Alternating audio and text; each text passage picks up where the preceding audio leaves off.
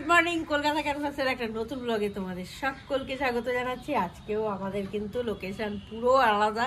এটা আমাদের বাড়ি নয়, 3 দিন ধরেই বাড়ি, দেখতেই পাচ্ছ না। কিন্তু এই জায়গাটা এসে দাঁড়িয়েছি, এত ভালো লাগছে।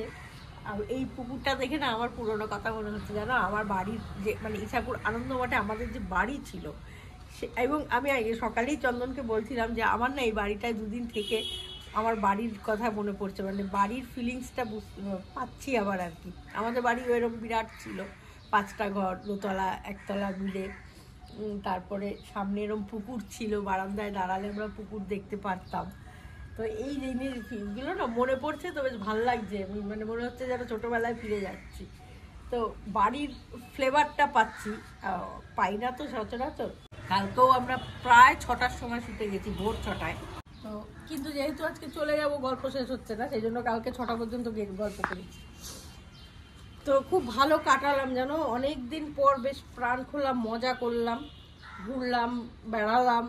সুস্মিতাদিরা আমাদের এত সুন্দর ঘোরালেন, এবং পরবর্তীকালে সত্যি একটা দুটো জায়গা হলো আমাদের। বিশেষ করে আমার তো ভীষণই মাঝে মাঝেই খুব দমবন্ধ লাগে, আমি একটু ঘুরে বেড়ানোর মানুষ। আর এই দাদা আর কি, মানে সুস্মিতাদির হাজব্যান্ড অনেক রকম প্রোগ্রাম ভাবেন, এবং সেই ভাবনাগুলো আমাদের খুব ভালো লাগছে। তো সেই জায়গা থেকে আবার হয়তো খুব শিগগিরই কোথাও চলে আসবো কখনো।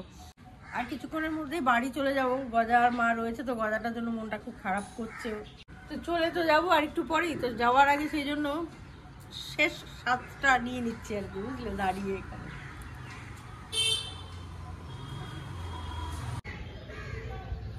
পুকুরের এই হাওয়াটা না খুব খুব আরামদায়ক। এই সময়টার হাওয়াটা আমার খুব ভালো লাগে। হাওয়া মেঘ ছড়ায়ে, ফুল ঝরায়ে, ঝিরি ঝিরি এলে বহিয়া, খুশিতে ভরেছে লগন, আজ ওঠে মনে ভরিয়া হাওয়া। আজকে ব্রেকফাস্টে দিয়া এনেছে ইডলি, আর সাথে তো সাম্বার ডাল রয়েছে, চাটনি রয়েছে। তো আমি একটা ইডলি খাবো, কারণ বেশি খেতে পারবো না, বেরোতে হবে। তো রেডি হয়ে গেছি, দেখতেই পাচ্ছ। সকলেরই মুখটা বড্ড ভার। দিদি তো ভীষণই মানে কি বলবো, সেন্টিমেন্টাল। আমাদের খাওয়া দাওয়া হয়েছে, ব্রেকফাস্ট করেছি, করে আমরা এবার বেরিয়ে যাচ্ছি, চলে যাচ্ছি। মনটা ভালো লাগছে না, কিন্তু ভীষণ ভালো কাটালাম, খুব ভালো লাগলো। তো ওরা তো যেতে পারে, আমি আসতে পারি না বলে আমার আশা হয় না, কিন্তু এবার আমি আসবো, একদম শিওর। দারুণ কাটালাম, থেকেই আমি আসবো আমরা। তো ওদেরও বলবো যে তোমরা কেউ খুব তাড়াতাড়ি চলে। অবশ্যই, প্রশ্নই নেই বলার, মায়ের জায়গা রাখে। আমার একটু ইমোশনাল হয়ে গেছে। আচ্ছা, আবার দেখা হবে তো। এই বাবা, রাস্তাঘাটে গেছে মেয়ে বিদায় দিচ্ছে গো, মেয়ে বিদায় দিচ্ছে।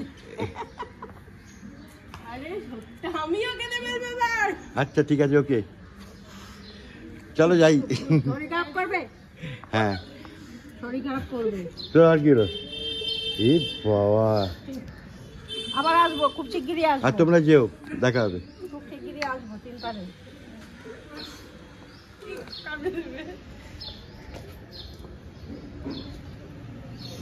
টাটা, দেখা হচ্ছে। পম্পি, চলো ভাই, এলাম, তোরা যাস, আবার দেখা হবে। দাদা নেই, দাদার সঙ্গে দেখা হবে পরে। এলাম। আমরা যাওয়ার পথে দেখা করতে এলাম একটু সুস্মিতাদির সঙ্গে। সুস্মিতাদি আবার আজকে একটু পড়ে গিয়ে পা ফুটিয়েছে, দেখো না। না, কিছু হয়নি, ঠিক আছে, ঠিক আছে, ও তো হতেই পারে। তো সেই জন্য একটু দেখা করতে এলাম।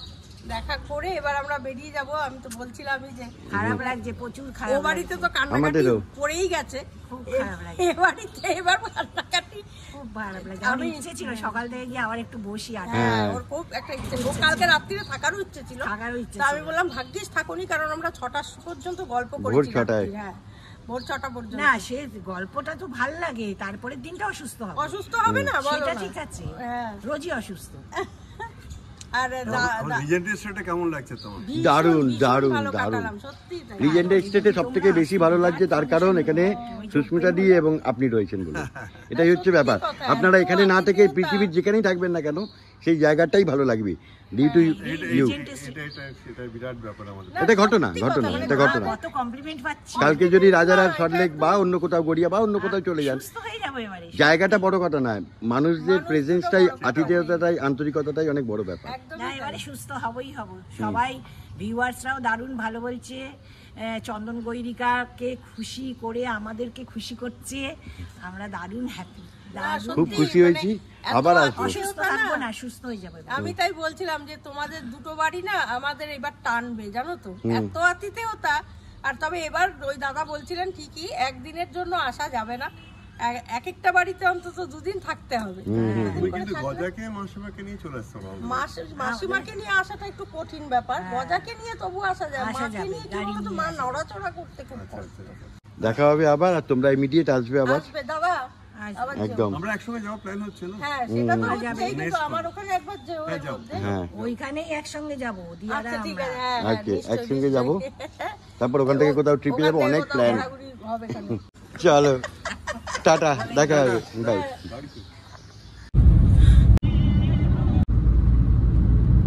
গজাই ও বাবা চলে দিল কেন বাবা, ও কোটা ও বুকোছ না তা আমার বোকা বাবা তা।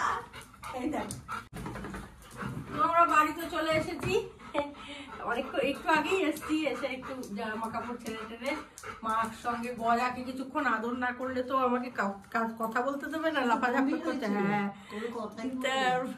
খুব ভালোই কাটলো। তোমার এমনি কোনো প্রবলেম হয়নি? ঠিক ছিলে? ঠিক ছিল। ব্যাস, আমার গজাও ঠিক আছে, দেখতেই পাচ্ছ লাভঝাপ তামঝাম একদম সমান আছে। আমি কোনো অসুবিধা হওয়ার মতো মানুষ রেখে যাইনি, ওরা দুজনে ভালো থাকবে আমি জানতাম, আমার থেকে কোনো অংশে খারাপ রাখবে না যিনি ছিলেন। তো যাই হোক, ভীষণ মজা হলো। এখন একটু ফাঁকা, মন খারাপ লাগছে, এটা ঘটনা।